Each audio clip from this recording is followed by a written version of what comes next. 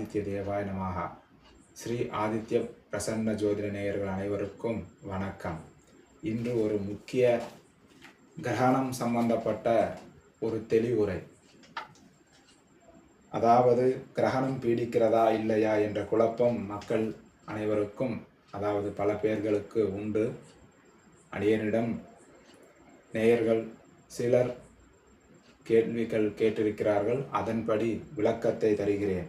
சூரிய கிரகணம், அதாவது மங்களகரமான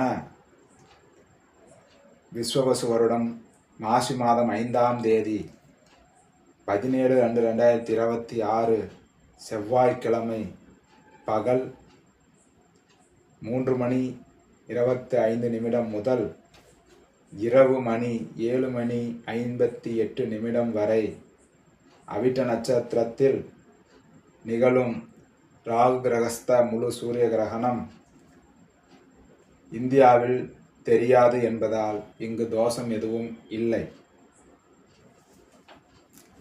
நன்றி, வணக்கம்.